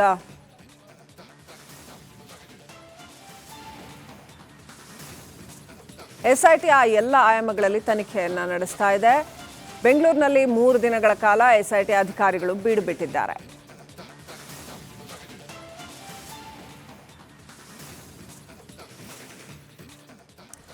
ಇಂದು ಮತ್ತೆ ಜಡ್ಜ್ ಮುಂದೆ ಚಿನ್ನಯ್ಯ ಹೇಳಿಕೆ ದಾಖಲು ಮಾಡ್ತಾರೆ. ಸಾಕಷ್ಟು ಕುತೂಹಲ ಮೂಡಿಸಿದೆ. ಮಾಸ್ಕ್ ಮ್ಯಾನ್ ಚಿನ್ನಯ್ಯನ ನಡೆ. BNS 183 ಅಡಿಯಲ್ಲಿ ಹೇಳಿಕೆಯನ್ನು ದಾಖಲಿಸಲಿದ್ದಾರೆ. ಚಿನ್ನಯ್ಯ ಹೇಳಿಕೆ ಮೇಲೆ ಬುರುಡೆ ಗ್ಯಾಂಗ್ ಭವಿಷ್ಯ ನಿರ್ಧಾರ ಆಗುತ್ತೆ. ಇವತ್ತು ಜಡ್ಜ್ ಎದುರು ಚಿನ್ನಯ್ಯ ಏನೆಲ್ಲ ಹೇಳಿಕೆಯನ್ನು ಕೊಡ್ತಾರೆ ಕಾದು ನೋಡಬೇಕಾಗಿದೆ. ಈಗಾಗಲೇ ತನ್ನ ತಪ್ಪೇನೂ ಇಲ್ಲ ಅಂತ ಚಿನ್ನಯ್ಯ ಹೇಳಿಕೆ ನೀಡಿದ್ದಾರೆ. ಇನ್ನು ಚಿನ್ನಯ್ಯ ಏನು ಹೇಳಿಕೆ ನೀಡ್ತಾನೆ ಅನ್ನೋ ಕುತೂಹಲ ಕೆರಳಿದೆ. ಬುರುಡೆ ಗ್ಯಾಂಗ್ ಚಿನ್ನಯ್ಯನ ವಿರುದ್ಧ ಮಾಡಿದಂತಹ ಮಸಲತ್ತು ಮತ್ತು ಆತನನ್ನು ಯಾವ ರೀತಿಯಲ್ಲಿ ಫೋರ್ಸ್ ಮಾಡಿದ್ರು ಎಲ್ಲದಕ್ಕೂ ಅನ್ನೋದನ್ನು ಜಡ್ಜ್ ಮುಂದೆ ಹೇಳಿಕೆಯನ್ನು ಬಿಚ್ಚಿಡ್ತಾನ. ಒಂದು ಕಡೆ ಮಹೇಶ್ ಶೆಟ್ಟಿ ತಿಮರೋಡಿ ವಿಡಿಯೋಗಳ ಮೇಲೆ ವಿಡಿಯೋ ಬಿಡ್ತಾ ಇದ್ರೆ, ಮತ್ತೊಂದು ಕಡೆ ಚಿನ್ನಯ್ಯ ಜಡ್ಜ್ ಮುಂದೆ ಹೇಳಿಕೆಯನ್ನು ಕೊಡ್ತಾ ಇರ್ತಕ್ಕಂಥದ್ದು. ಏನಾಯಿತು, ಏನು ನಡೀತು, ಸತ್ಯ ಏನು, ಇದರೆಲ್ಲದರ ಹಿಂದಿನ ಸೂತ್ರಧಾರರು ಯಾರು, ಚಿನ್ನಯ್ಯನನ್ನು ಬಲಿಪಶು ಮಾಡಲಾಯ್ತಾ, ಈ ಎಲ್ಲ ವಿಚಾರಗಳನ್ನು ಆತ ಇವತ್ತು ಜಡ್ಜ್ ಮುಂದೆ ಇನ್ನಷ್ಟು ವಿವರವಾಗಿ ಹಂಚ್ಕೊಳ್ತಾನ ಕಾದು ನೋಡಬೇಕಾಗಿದೆ. ಒಟ್ಟಿನಲ್ಲಿ ಚಿನ್ನಯ್ಯನ ಹೇಳಿಕೆಯ ಮೇಲೆ ಈಗ ಈ ಇಡೀ ಬುರುಡೆ ಗ್ಯಾಂಗ್ನ ಭವಿಷ್ಯ ನಿರ್ಧರಿತವಾಗೋ ಸಾಧ್ಯತೆಗಳಿದ್ದಾವೆ.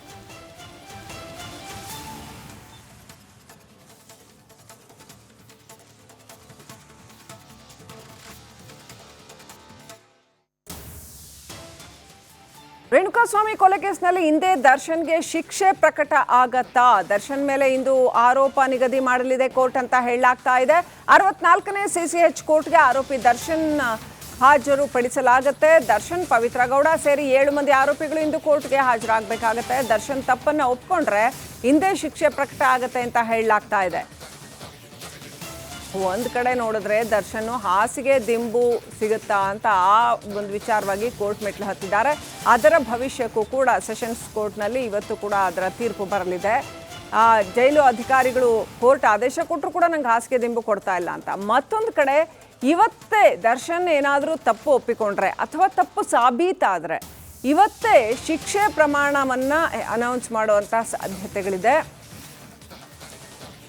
ಅಕಸ್ಮಾತ್ ಹಾಗಾಗಲಿಲ್ಲ ಅಂದರೆ ಕೇಸು ಮುಂದುವರಿಬಹುದು. ಒಟ್ಟಿನಲ್ಲಿ ಸಾಕಷ್ಟು ಕುತೂಹಲ ಕೆರಳಿಸಿದೆ. ಏನಾಗುತ್ತೆ ದರ್ಶನ್ ವಿಚಾರದಲ್ಲಿ? ಇವತ್ತು 2 ಇಂಪಾರ್ಟೆಂಟ್ ಹಿಯರಿಂಗ್ ಇದೆ ದರ್ಶನ್ ವಿಚಾರದಲ್ಲಿ. 7 ಮಂದಿ ಆರೋಪಿಗಳು, ದರ್ಶನ್ ಮತ್ತು ಪವಿತ್ರ ಗೌಡ ಸೇರಿದಂತೆ 7 ಮಂದಿ ಆರೋಪಿಗಳು ಕೋರ್ಟ್ಗೆ ಇವತ್ತು ಹಾಜರಾಗ್ತಾರೆ. 64ನೇ CCH ಕೋರ್ಟ್ನಲ್ಲಿ ಇವತ್ತು ಆರೋಪ ನಿಗದಿಯನ್ನು ಮಾಡ್ತಾರೆ. ಚಾರ್ಜಸ್ ಏನೇನು ಆಯಿತು, ಏನೇನು ಆರೋಪಗಳಿದ್ದಾವೆ ಅನ್ನೋದನ್ನು ಕನ್ಫರ್ಮ್ ಮಾಡುವಂಥದ್ದು ಅದು ಜಡ್ಜ್ ಮಾಡ್ತಾರೆ. ಅದೇನಾದರೂ ಫೈನಲೈಸ್ ಆದರೆ ಶಿಕ್ಷೆ ಪ್ರಮಾಣ ಏನು ಅನ್ನೋದು ಕೂಡ ಫೈನಲೈಸ್ ಆಗುತ್ತೆ. ಒಂದು ವೇಳೆ ಪ್ರೂವ್ ಆದರೆ, ತಪ್ಪು ಪ್ರೂವ್ ಆದರೆ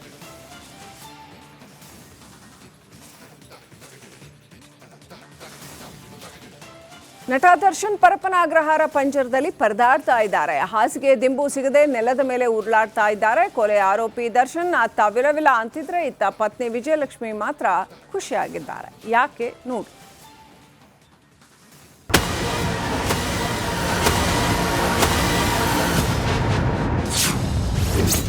ಹಾಸಿಗೆ ದಿಂಬಿಗಾಗಿ ನಟ ದರ್ಶನ್ ಪರದಾಟ. ಸೌಲಭ್ಯ ಸಿಗದೆ ನೆಲದ ಮೇಲೆ ನಿತ್ಯ ಉರುಳಾಟ. ರೇಣುಕಸ್ವಾಮಿ ಕೊಲೆ ಆರೋಪದಲ್ಲಿ ಸಿಲುಕಿರುವಂಥ ನಟ ದರ್ಶನ್ ಇದೀಗ ಪರಪ್ಪನ ಅಗ್ರಹಾರದಲ್ಲಿ ಮುದ್ದೆ ಮುರಿತಾ ಇದ್ದಾನೆ. ಆದರೆ ಈ ಮೊದಲು ಪರಪ್ಪನ ಅಗ್ರಹಾರ ಜೈಲಲ್ಲಿ ಐಷಾರಾಮಿ ಜೀವನ ನಡೆಸಿ ಎಲ್ಲರ ಕೆಂಗಣ್ಣಿಗೆ ದರ್ಶನ್ ಗುರಿಯಾಗಿದ್ದ. ಇದೀಗ ದರ್ಶನ್ ಮೇಲೆ ಖಾಕಿ ಹದ್ದಿನ ಕಣ್ಣಿಟ್ಟಿದ್ದು ಜೈಲು ಕೋಣೆಯಲ್ಲಿ ಹಾಸಿಗೆ ದಿಂಬು ಸಿಗದೆ ವಿಲ ಅಂತ ಒದ್ದಾಡ್ತಾ ಇದ್ದಾನೆ.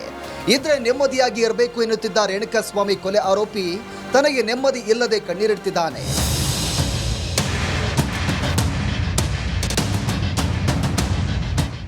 ರೇಣುಕಸ್ವಾಮಿ ಹತ್ಯೆ ಪ್ರಕರಣದ ವಿಚಾರಣೆ ನಡೆಸ್ತಾ ಇರುವಂಥ ಬೆಂಗಳೂರಿನ ಸೆಷನ್ಸ್ ನ್ಯಾಯಾಲಯವು ಆರೋಪಿಗಳ ವಿರುದ್ಧದ ದೋಷಾರೋಪಣೆ ನಿಗದಿಪಡಿಸಲಿದೆ. ದರ್ಶನ್, ಪವಿತ್ರಗೌಡ ಸೇರಿದಂತೆ 17 ಮಂದಿ ಆರೋಪಿಗಳು ಇಂದು ವಿಚಾರಣೆಗೆ ಹಾಜರಾಗುವಂತೆ ನ್ಯಾಯಾಲಯ ಸೂಚನೆ ಕೊಟ್ಟಿದೆ.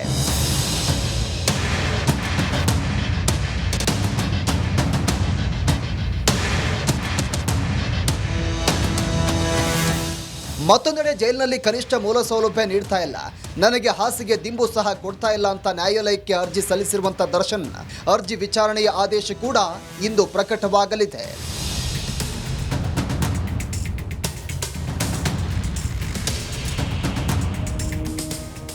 ಜೈಲಿನಲ್ಲಿ ಅತ್ತ ದರ್ಶನ್ ವಿಲವಿಲ ಅಂತ ಒದ್ದಾಡ್ತಾ ಇದ್ರೆ ಇತ್ತ ಪತ್ನಿ ವಿಜಯಲಕ್ಷ್ಮಿ ಸೋಷಿಯಲ್ ಮೀಡಿಯಾದಲ್ಲಿ ದಿನಕ್ಕೊಂದು ಫೋಟೋ ಹಾಕಿಕೊಂಡು ಕಿಲ ಅಂತ ನಗಾಡ್ತಾ ಇದ್ದಾರೆ.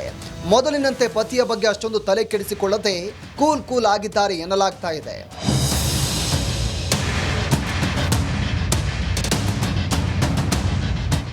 ಒಟ್ಟಾರೆ ರೇಣುಕಸ್ವಾಮಿ ಕೊಲೆ ಪ್ರಕರಣದ ಸುಳಿಯಲ್ಲಿ ಸಿಲುಕಿ ದರ್ಶನ್ ಒದ್ದಾಡ್ತಾ ಇದ್ದು ಪರಪ್ಪನ ಅಗ್ರಹಾರದ ಜೈಲಲ್ಲಿ ನಿತ್ಯ ನರಕ ಯಾತನೆ ಅನುಭವಿಸ್ತಾ ಇದ್ದಾರೆ. ಹೊರಗಡೆ ಬಿಂದಾಸ್ ಲೈಫ್ ಎಂಜಾಯ್ ಮಾಡ್ತಿದ್ದ ದರ್ಶನ್ ಈಗ ಜೈಲಲ್ಲಿ ಜಸ್ಟ್ ಒಂದು ದಿಂಬು ಹಾಸಿಗೆಗಾಗಿ ಪರದಾಡ್ತಾ ಇದ್ದಾರೆ. Praveen Salaganahalli, film bureau, republic Kannada. ಇನ್ನಷ್ಟು ಅಪ್ಡೇಟ್ ಪಡ್ಕೊಳ್ಳೋಣ. ನಮ್ಮ ಪ್ರತಿನಿಧಿ ಮಾದೇಶ್ ಫೋನ್ ಕನೆಕ್ಟ್ ಆಗಿದ್ದಾರೆ. ಮಾದೇಶ್, ಇವತ್ತು ದರ್ಶನ್ ಕುರಿತಾದ 2 ಪ್ರಮುಖ ವಿಚಾರಗಳು ಕೋರ್ಟ್ನಲ್ಲಿ ಹಿಯರಿಂಗ್ಗೆ ಬರ್ತಾ ಇರುವಂಥದ್ದು. ಇವತ್ತೇ ಆರೋಪ ನಿಗದಿ ಮಾಡುವ ಸಾಧ್ಯತೆಗಳಿದೆ ಅಂತ ಕೂಡ ಹೇಳಲಾಗ್ತಾ ಇದೆ. ಏನೆಲ್ಲ ಆಗ್ಬೋದು, ಲೀಗಲ್ ಆ್ಯಂಗಲಿಂದ ಏನೆಲ್ಲ ಆಗ್ಬೋದು? ಆಮೇಲೆ ದರ್ಶನ್ ಅವರ ಪತ್ನಿ ವಿಜಯಲಕ್ಷ್ಮಿ ಎಲ್ಲೋ ಒಂದು ಕಡೆ ಅಷ್ಟೊಂದು ಮೊದಲಿನಷ್ಟು ತಲೆ ಕೆಡಿಸ್ಕೊಳ್ತಾ ಇಲ್ಲ ಅಂತ ಕೂಡ ಒಂದು ಮಾತಿದೆ. ಅದು ನಿಜಾನಾ? ಏನು ಅಪ್ಡೇಟ್ ಇದೆ? ಶ್ರೀಲಕ್ಷ್ಮಿ, ಇವತ್ತು ರೇಣುಕಾಸ್ವಾಮಿ ಕೊಲೆ ಪ್ರಕರಣಕ್ಕೆ ಸಂಬಂಧಪಟ್ಟಂತೆ ಆರೋಪಿಗಳ ಮೇಲೆ ಇರುವಂತ ಆರೋಪವನ್ನ ನಿಗದಿ ಮಾಡುವಂತ ಕೆಲಸವನ್ನ ಇವತ್ತು ಕೋರ್ಟ್ ಮಾಡುತ್ತೆ. 64ನೇ CCH ಕೋರ್ಟ್ ಆಲ್ಗೆ ಇವತ್ತು ದರ್ಶನ್ ಸೇರಿ ಎಲ್ಲಾ ಆರೋಪಿಗಳು ಕೂಡ ಹಾಜರಾಗಬೇಕು. ಅದರಲ್ಲೂ ಕೂಡ ದರ್ಶನ್, ಪವಿತ್ರಗೌಡ ಸೇರಿ 7 ಜನ ಯಾರ್ಯಾರು ಜೈಲಿನಲ್ಲಿದ್ದಾರೆ ಅವರೆಲ್ಲರನ್ನು ಕೂಡ ಈಗ ನೇರವಾಗಿ ಕೋರ್ಟ್ಗೆ ಕರೆತಂದು ಹಾಜರುಪಡಿಸುವಂತ ಕೆಲಸವನ್ನ ಪೊಲೀಸರು ಮಾಡ್ತಾರೆ. ಯಾಕಂದ್ರೆ ಇವತ್ತು ಎಲ್ಲಾ ಆರೋಪಿಗಳನ್ನು ಕೂಡ ಅವರವರ ಮೇಲೆ ಯಾವ ಸೆಕ್ಷನ್ಗೆ ಸಂಬಂಧಪಟ್ಟಂತೆ ಏನೆಲ್ಲ ಆರೋಪಗಳಿದೆ ಆ ಒಂದು ಆರೋಪಗಳ ಬಗ್ಗೆ ನಿಗದಿ ಮಾಡುವಂತ ಕೆಲಸವನ್ನ ಕೋರ್ಟ್ ಮಾಡುತ್ತೆ, ಪರಿಶೀಲನೆ ಮಾಡುತ್ತೆ. ಅಂದ್ರೆ ದರ್ಶನ್ ಮೇಲೆ ಕೊಲೆ ಆಗಿರ್ಬೋದು, ಮತ್ತೆ ಕಿಡ್ನಾಪ್ ಆಗಿರ್ಬೋದು, ಒಳಸಂಚು ಆಗಿರ್ಬೋದು, ಕ್ರಿಮಿನಲ್ ಕಾನ್ಸ್ಪಿರೆನ್ಸಿ ಆಗಿರ್ಬೋದು, ಜೊತೆಗೆ ಸಾಕ್ಷ್ಯನಾಶ ಕೇಸುಗಳಂತಹ ಗಂಭೀರ ಪ್ರಕರಣಗಳ ಇದೆ. ಅದಕ್ಕೆ ಸಂಬಂಧಪಟ್ಟಂತೆ ಅವರನ್ನ ಪ್ರಶ್ನೆ ಮಾಡಿ ನ್ಯಾಯಾಧೀಶರು ಅದ್ರ ಬಗ್ಗೆ ಕನ್ಫರ್ಮೇಶನ್ ಅನ್ನ ಮಾಡ್ತಾರೆ. ಅಂದ್ರೆ ಈಗಾಗಲೇ ತನಿಖೆ ನಡೆಸಿ ಸಾಕಷ್ಟು ಸಾಕ್ಷ್ಯಗಳನ್ನ ಉಲ್ಲೇಖ ಮಾಡಿ ಚಾರ್ಜ್ ಶೀಟ್ ಸಲ್ಲಿಕೆ ಮಾಡುವಂತ ಕೆಲಸವನ್ನ ಪೊಲೀಸರು ಮಾಡಿದ್ದಾರೆ.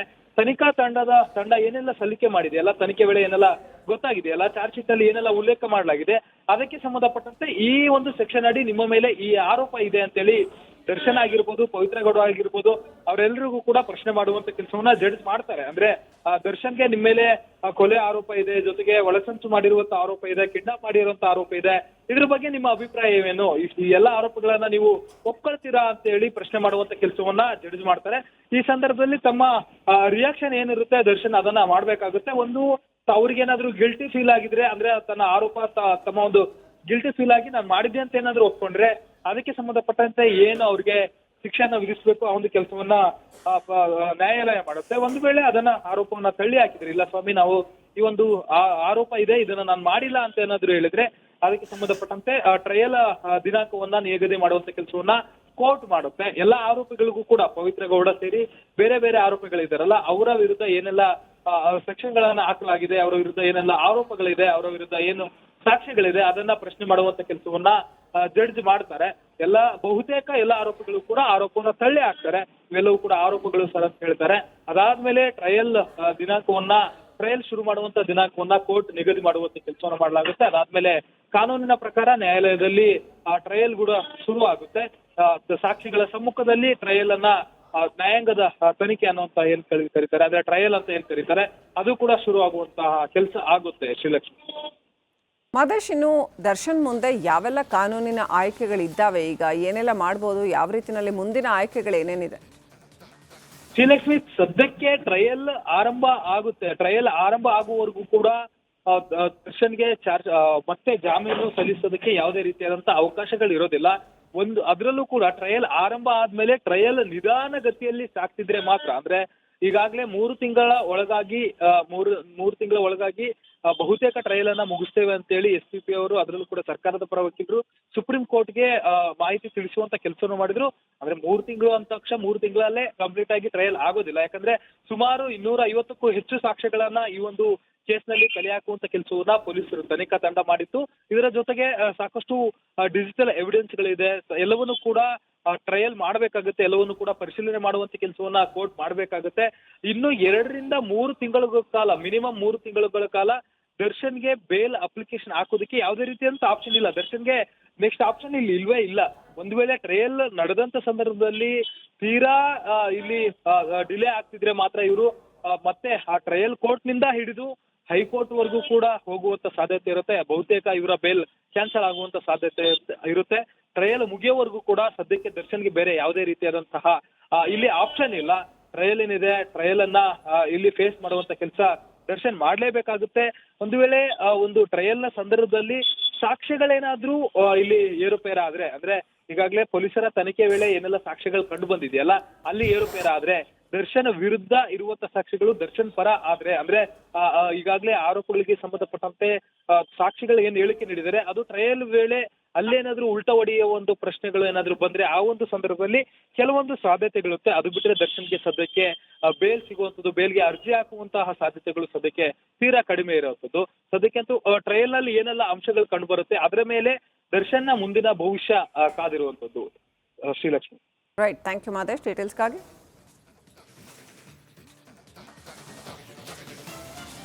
ಮಹಾರಾಷ್ಟ್ರದಲ್ಲಿ ಧಾರಾಕಾರ ಮಳೆ ಮುಂದುವರೆದ ಹಿನ್ನೆಲೆ ಭೀಮಾ ನದಿಗೆ ಉಜ್ನಿ ಜಲಾಶಯದಿಂದ ನೀರು ಬಿಡಲಾಗ್ತಾ ಇದೆ.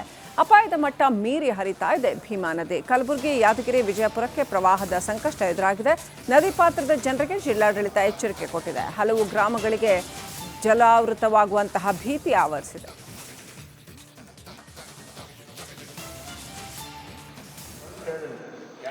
ಭೀಮಾ ನದಿ ಅಪಾಯದ ಮಟ್ಟ ಮೀರಿ ಹರಿತಾ ಇದ್ದು ಹಲವು ಗ್ರಾಮಗಳು ಜಲಾವೃತವಾಗುವ ಭೀತಿಯನ್ನು ಎದುರಿಸ್ತಾ ಇದ್ದಾವೆ. ವಿಜಯಪುರ, ಯಾದಗಿರಿ, ಕಲಬುರಗಿ ಇಲ್ಲೆಲ್ಲ ಭೀಮಾ ನದಿಯ ಪ್ರವಾಹ ಇನ್ನಷ್ಟು ಹೆಚ್ಚು. ಆಲ್ರೆಡಿ ಮಳೆ ನೀರು ನುಗ್ಗಿ ಸಾಕಷ್ಟು ಬೆಳೆ ಹಾನಿ ಕೂಡ ಆಗಿದೆ, ಸಾಕಷ್ಟು ಊರುಗಳು ಜಲಾವೃತ ಆಗಿದೆ. ಈಗ ಇನ್ನೂ ಹಲವು ಗ್ರಾಮಗಳಿಗೆ ಮಳೆ ನೀರು ನುಗ್ಗಿ ಜಲಾವೃತ ಆಗುವ ಭೀತಿ ಎದುರಾಗಿದೆ. ಅಪಾಯದ ಮಟ್ಟವನ್ನು ಮೀರಿ ಹರಿತಾ ಇದೆ ಭೀಮಾ ನದಿ. ಭೀಮಾ ನದಿಗೆ ಉಜ್ನಿ ಜಲಾಶಯದಿಂದ ನೀರು ಬಿಟ್ಟಿರೋದ್ರಿಂದ ಮತ್ತು ಮಹಾರಾಷ್ಟ್ರದಲ್ಲಿ ಧಾರಾಕಾರ ಮಳೆ ಆಗ್ತಾ ಇರೋದ್ರಿಂದ ಇಲ್ಲಿ ಇನ್ನಷ್ಟು ಪ್ರವಾಹ ಆಗುವ ಭೀತಿ ಎದುರಾಗಿದೆ.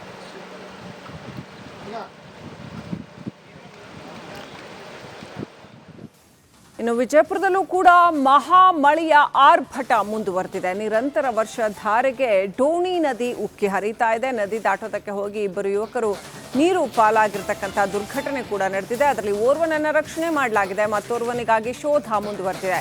ಸಂತೋಷ್ ಅನ್ನುವಂಥ ಹುಡುಗನ ರಕ್ಷಣೆ ಮಾಡಲಾಗಿದೆ. ಮಹಾಂತೇಶ್ ಅನ್ನುವಂಥ ಇನ್ನೋರ್ವನಿಗಾಗಿ ಶೋಧ ನಡೆದಿದೆ. ತಾಳಿಕೋಟೆ ಬಳಿಯ ಡೋಣಿ ನದಿಯಲ್ಲಿ ಈ ದುರ್ಘಟನೆ ನಡೆದಿದೆ. ನದಿ ದಾಟೋದಕ್ಕೆ ಹೋಗಿ ಬೈಕ್ ಸವಾರ ನೀರು ಪಾಲಾಗಿದ್ದಾನೆ. ಅಗ್ನಿಶಾಮಕ ಸಿಬ್ಬಂದಿ ಶೋಧ ಕಾರ್ಯವನ್ನು ಮುಂದುವರಿಸಿದ್ದಾರೆ.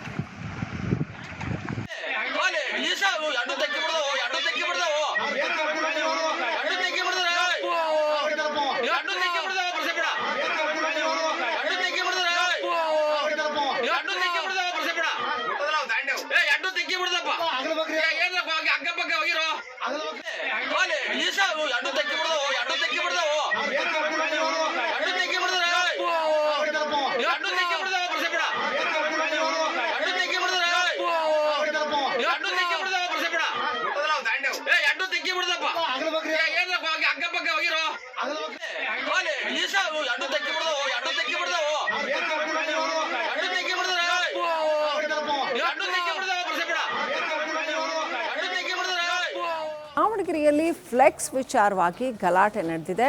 ಐ ಲವ್ ಮೊಹಮ್ಮದ್ ಅನ್ನು ನಾಮಫಲಕದ ವಿವಾದದಿಂದಾಗಿ ಕೆಲವು ಮನೆಗಳಿಗೆ ಕಿಡಿಗೇಡಿಗಳು ಕಲ್ಲು ಕೂಡ ತೂರಿದ್ದಾರೆ. ಎರಡು ಕೋಮುಗಳ ನಡುವೆ ಫ್ಲೆಕ್ಸ್ ಬಗ್ಗೆ ಒಂದಷ್ಟು ವಾಗ್ವಾದ ನಡೆದಿದೆ. ಈ ವಿಚಾರ ವಿಕೋಪಕ್ಕೆ ತಿರುಗಿದೆ ಅಂತ ಹೇಳಲಾಗಿದೆ. ಯುವಕರು ಗಲಾಟೆ ಮಾಡಿಕೊಂಡಿದ್ದಾರೆ. ಬೇತೂರಿನ ಕಾರ್ಲ್ ಮಾರ್ಕ್ಸ್ ನಗರದ 13ನೇ ಕ್ರಾಸ್ನಲ್ಲಿ ಈ ಘಟನೆ ನಡೆದಿದೆ. ಕೂಡಲೇ ಸ್ಥಳಕ್ಕೆ ಆಗಮಿಸಿ ಪೊಲೀಸರು ಪರಿಸ್ಥಿತಿಯನ್ನು ತಿಳಿಗೊಳಿಸಿದ್ದಾರೆ. ಸ್ಥಳಕ್ಕೆ ಐಜಿಪಿ ರವಿಕಾಂತೇಗೌಡ, ಎಸ್ಪಿ ಉಮಾ ಪ್ರಶಾಂತ್ ಭೇಟಿ ನೀಡಿದ್ದಾರೆ. ಮನೆಗಳ ಮೇಲೆ ಕಲ್ಲೆಸ್ತಿರ್ತಕ್ಕಂಥ ದೃಶ್ಯಗಳನ್ನ ಒಂದು ಕಡೆ ನೋಡ್ತಾ ಇದ್ರೆ, ಮತ್ತೊಂದು ಕಡೆ ಐ ಲವ್ ಮೊಹಮ್ಮದ್ ಅನ್ನುವಂಥ ಆ ಫ್ಲೆಕ್ಸ್, ಯಾವ ವಿಚಾರಕ್ಕೆ ಗಲಾಟೆ ಆಯಿತು ಆ ಫ್ಲೆಕ್ಸ್.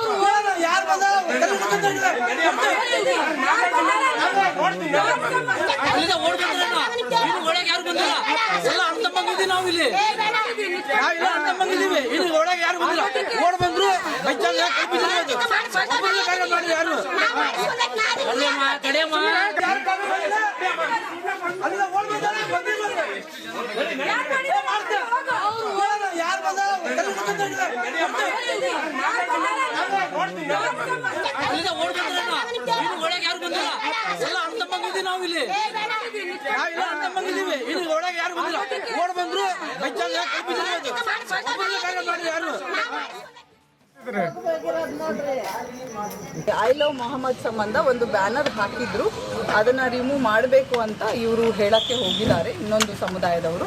ಆಗ ಅವ್ರ ಕಡೆಯಿಂದನೂ ಜನ ಬಂದಿದ್ದಾರೆ, ಇವ್ರ ಕಡೆಯಿಂದನೂ ಬಂದಿದ್ದಾರೆ. ಬಟ್ ಇಮಿಡಿಯೇಟ್ ಆಗಿ ಪೊಲೀಸವರು ಹೋಗಿ ಎಲ್ರಿಗೂ ಡಿಸ್ಪರ್ಸ್ ಮಾಡಿದ್ದಾರೆ. ಈಗ ಸಿಚುವೇಶನ್ ಕಂಪ್ಲೀಟ್ಲಿ ಪೀಸ್ಫುಲ್ ಆಗಿದೆ, ಆ ಥರದ್ದೇನೂ ಇಲ್ಲ. ಕಡೆಯವರು ಯಾವ ರೀತಿ ಕಂಪ್ಲೇಂಟ್ ಕೊಡ್ತಾರೆ ಅದ್ರ ಮೇಲೆ ನಾವು ಪ್ರಕರಣವನ್ನು ನಾನು ಪರಿಶೀಲನೆ ಮಾಡಬೇಕು. ಅವರು ಹಾಗೆ ಹೇಳ್ತಾ ಇದ್ದಾರೆ, ಬಟ್ ನಾನು ಹೋಗಿ ಪರಿಶೀಲನೆ ಮಾಡಿ ನಾನು ನಿಮಗೆ ಹೇಳಿದ್ದಾರೆ. ಇಮಿಡಿಯೇಟ್ ಆಗಿ 5 ಮಿನಿಟ್ಸಲ್ಲಿ ಪೊಲೀಸರು ಸಿಚುವೇಶನ್ ಅನ್ನು ಕಂಟ್ರೋಲ್ಗೆ ತಂದಿದ್ದಾರೆ. ಎರಡೂ ಕಡೆ ಸಮುದಾಯದ ಲೀಡರ್ಸ್ ಇಮಿಡಿಯೇಟ್ ಆಗಿ ಬಂದರು. ಅನಾವಶ್ಯಕವಾಗಿ ಸಣ್ಣ ವಿಷಯವನ್ನು ಈ ಥರ ಮಾಡಬೇಡಿ. ಪೊಲೀಸವರು ಇದ್ದಾರೆ, ಲೀಡರ್ಸ್ ಬಂದಿದ್ದಾರೆ, ಅವರು ತಗ್ಸಿದ್ದಾರೆ, ಅವ್ರ ಕಡೆಯವರು ಹೋಗಿದ್ದಾರೆ, ಇವ್ರ ಕಡೆಯವರು ಹೋಗಿದ್ದಾರೆ. ಅವ್ರು ಬರಲಿ, ಏನು ಕಂಪ್ಲೇಂಟ್ ಕೊಡ್ತಾರೆ ಅದ್ರ ಸಂಬಂಧ ನಾನು ಕಂಪ್ಲೇಂಟ್ ಹಾಕ್ತೀನಿ. ಐ ಲವ್ ಮೊಹಮ್ಮದ್ ಸಂಬಂಧ ಒಂದು ಬ್ಯಾನರ್ ಹಾಕಿದ್ರು, ಅದನ್ನು ರಿಮೂವ್ ಮಾಡಬೇಕು ಅಂತ ಇವರು ಹೇಳಕ್ಕೆ ಹೋಗಿದ್ದಾರೆ ಇನ್ನೊಂದು ಸಮುದಾಯದವರು. ಆಗ ಅವ್ರ ಕಡೆಯಿಂದನೂ ಜನ ಬಂದಿದ್ದಾರೆ, ಇವ್ರ ಕಡೆಯಿಂದನೂ. 8:30 ಸುಮಾರಿಗೆ ಮನೆ ಹತ್ರ ಬಂದು ಅವ್ರ ಮನೆ ಬಾಗಿಲಿಗೆ ಫ್ಲೆಕ್ಸ್ ಹಾಕುವಂಥ ಪ್ರಯತ್ನವನ್ನು ಮಾಡ್ತಾರೆ. ಆ ಸಂದರ್ಭ ಸ್ಥಳೀಯವಾಗಿ ಒಂದು ಮನೆಯ ಮಾಲೀಕರಾದಂಥ ಗಂಗಮ್ಮ ಅವರು ಪ್ರಶ್ನೆ ಮಾಡಿದಾಗ ಕೂಗಾಡಿ ಬೈದು ಅವಾಚ್ಯ ಶಬ್ದಗಳಿಂದ ಕೆಟ್ಟ ಪದಗಳಲ್ಲಿ ಬೈದು ಹಲ್ಲೆ ಮಾಡ್ತಾರೆ.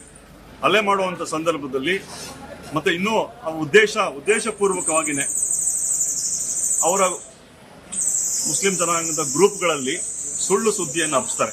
ಫ್ಲೆಕ್ಸ್ ಹರಿದಿದ್ದಾರೆ, ಫ್ಲೆಕ್ಸ್ ಬೆಂಕಿ ಹಚ್ಚಿದ್ದಾರೆ ಅನ್ನೋ ಒಂದು ಸುಳ್ಳು ಸುದ್ದಿಯನ್ನು ಹಬ್ಬಿಸಿ ಸಾವಿರಾರು ಜನನ್ನ ಅಲ್ಲಿ ಸೇರಿಸಿ ಮತ್ತೆ ಅವ್ರ ಮೇಲೆ ಹಲ್ಲೆ ಮಾಡ್ತಾರೆ. ಅಲ್ಲಿರುವಂಥ ಹಿಂದೂ ಮನೆಗಳ ಮೇಲೆ ಕಲ್ಲು ತೂರುತ್ತಾರೆ. ಈ ಸಂದರ್ಭದಲ್ಲಿ ಅನೇಕ ಮುಸ್ಲಿಂ ಮನೆಗಳ ಮೇಲೂ ಕಲ್ಲು ಬಿದ್ದಿದೆ. ಅಲ್ಲಿಯ ಸ್ಥಳೀಯರು ಮುಸ್ಲಿಮರು ಹೇಳ್ತಾರೆ ಕಲ್ಲು ಹೊಡೆದಿರೋವಂಥದ್ದು. ಇದರ ಉದ್ದೇಶ ಅಲ್ಲಿರೋ ಮನೆಗಳನ್ನು ಖಾಲಿ ಮಾಡಬೇಕು, ಏನು ಲ್ಯಾಂಡ್ ಜಿಹಾದ್ ಅಂತೀವಿ, ಲ್ಯಾಂಡ್ ಜಿಹಾದ್ ಅನ್ನ ಮಾಡುವಂತ. ಭಾರತೀಯ ಸೈನ್ಯಕ್ಕೆ ಬಂತು ಮತ್ತೊಂದು ಆನೆ ಬಲ. ರೈಲಿನಿಂದ ಕ್ಷಿಪಣಿ ಉಡಾವಣಾ ಪ್ರಯೋಗ ಯಶಸ್ವಿಯಾಗಿದೆ. ಜಗತ್ತಿನ ಮುಂದೆ ಭಾರತದ ಕ್ಷಿಪಣಿಯ ತಾಕತ್ತು ಅನಾವರಣವಾಗಿದೆ. ಸಂಚಾರಿ ಲಾಂಚಿಂಗ್ ವ್ಯವಸ್ಥೆಯಿಂದ ಅಗ್ನಿ ಪ್ರೈಮ್ ಉಡಾವಣೆ 2000 ಕಿಲೋಮೀಟರ್ ವ್ಯಾಪ್ತಿಯನ್ನು ಹೊಂದಿರತಕ್ಕಂಥ ಕ್ಷಿಪಣಿ ಇದು. ಮುಂದಿನ ತಲೆಮಾರಿನ ಅತ್ಯಾಧುನಿಕ ಮಿಸೈಲ್ ಇದು, ನೆಕ್ಸ್ಟ್ ಜನರೇಷನ್ ಮಿಸೈಲ್. ಯಾವುದೇ ಹೆಚ್ಚಿನ ಪೂರ್ವ ಸಿದ್ಧತೆ ಇಲ್ಲದೆ ಇದ್ರೂ ಕೂಡ ಇದರಿಂದ ಉಡಾವಣೆ ಸಾಧ್ಯ. ರೈಲುಗಳಲ್ಲೇ ಸಾಗಿಸಿ ಕೆಲವೇ ನಿಮಿಷಗಳಲ್ಲಿ ಉಡಾವಣೆ ಮಾಡಿಬಿಡಬಹುದು, ಅಷ್ಟು ಅನುಕೂಲಕರವಾಗಿದೆ. ಗಂಟು ಕಟ್ಟಿಕೋ ಲವಂಗ, ಹಸಿರು ಏಲಕ್ಕಿಯಿಂದ ತುಂಬಿದ MDH T+ ಮಸಾಲೆ.